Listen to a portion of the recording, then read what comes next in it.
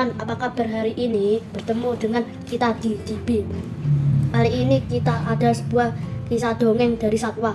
Langsung saja kita bahas adalah kura-kura bermimpi ingin terbang.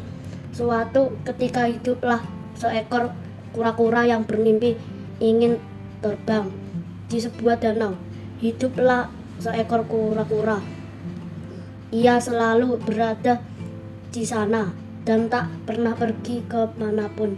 Ketika ia melihat seekor kupu-kupu yang cantik terbang terlintas, kura lantas melihat ke langit. Ia terkesima dengan kawanan burung yang dapat terbang dengan sangat indahnya. Mata kura-kura pun berbinar.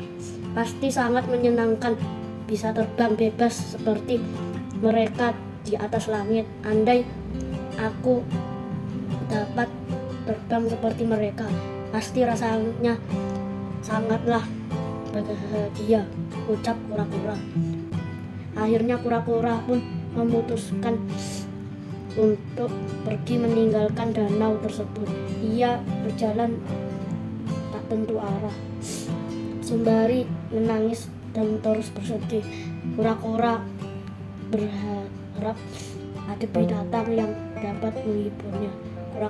Salah satu angsa pun mendekat dan menyapa dengan sopan. "Hai kura-kura yang cantik, mengapa kau terlihat bersedih?" tanya salah satu angsa. "Aku amat bersedih karena aku ingin terbang seperti burung yang memiliki sayap dengan gembira. Tetapi aku tidak tahu bagaimana caranya. Aku tidak memiliki sayap, jalan pula pun lambat."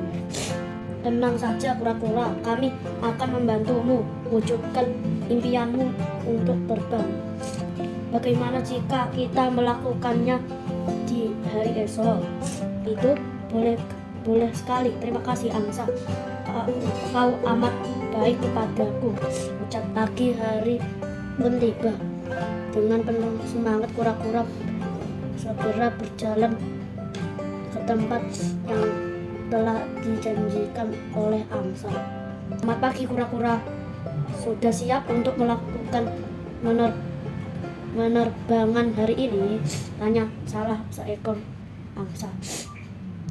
"Selamat pagi angsa, tentunya aku siap," kata kura-kura dengan penuh semangat.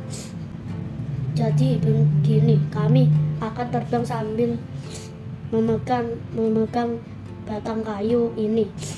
Kamu hanya perlu menggigit batang kayu di tengah-tengah dengan sekuat tenaga.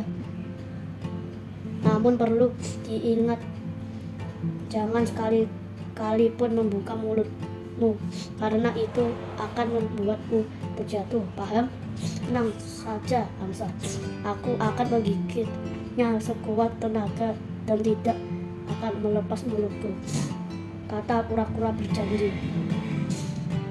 "Baiklah, kalau begitu kita mulai sekarang ya. Gigit batang kayu ini dengan kuat ya kura-kura. Ingat pesanku, kamu harus diam dan menggigit kayu ini erat-erat. Dengan gigimu kau akan melihat keindahan bumi dari langit. Jika kau tidak ingat pesanku, maka engkau akan menyesal," ucap salah satu angsa kembali mengingatkan. Kura-kura hanya mengangguk. Mereka pun terbang semakin tinggi ke langit. Dari atas sana kura-kura dapat melihat keadaan danaunya. Kura-kura sangatlah bahagia. Tidak lama berada di langit, tiba-tiba datanglah seekor burung gagak. "Selamat pagi, wahai kura-kura. Hebat sekali kamu ini bisa terbang di angkasa luas ini. Jangan-jangan kamu itu seorang raja kura-kura yang hebat ya?" tanya burung gagak kepada si kura-kura. "Tentu saja," jawab kura-kura dengan sombong. Kura-kura lupa dengan pesan para angsa kepadanya. Kayu terlepas, kura pun terjatuh ke tanah. "Ah, tidak!" teriak kura-kura. Kura-kura terjatuh ke tanah. Untung saja ia memiliki tempurung keras yang melindunginya agar tidak terluka. Sungguh malang nasibku ini, seharusnya aku mengikuti perkataannya dengan baik, ucap kura-kura dengan penuh rasa menyesal.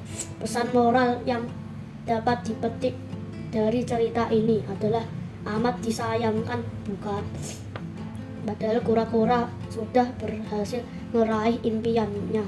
Sayangnya karena rasa sombong sesaat ia malah kehilangan semua kesempatan yang ia miliki. Dari cerita dongeng fabel ini, anak-anak diajarkan untuk tidak bersikap sombong, apalagi ketika mereka berada di posisi yang tinggi, seperti kura-kura yang merasa hebat hanya karena dapat terbang, padahal itu pun terjadi berkat bantuan kedua ekor angsa. Perlu diingat, akan selalu orang yang lebih mahir dan lebih hebat dari diri kita, maka tidak perlu kita merasa sombong dan tinggi hati, melainkan bersyukurlah selalu atas setiap kelebihan yang kita miliki. Setiap orang menjadi kelebihanmu dan berusahalah membaiki kekuranganmu. Seperti seekor kura-kura, meski ia tidak dapat terbang, sebenarnya ia memiliki kelebihan lain melalui terkurungnya yang keras yang menjadi tempatnya berlindung. Jika tidak memiliki tempurungnya, kura-kura pastilah terluka ketika jatuh dari ketinggian. Demikian cerita dari kita, teman-teman. Sampai ketemu di cerita dongeng selanjutnya. Dukung channel ini dengan like, subscribe, dan komen untuk masukkan di konten ini. Bye bye.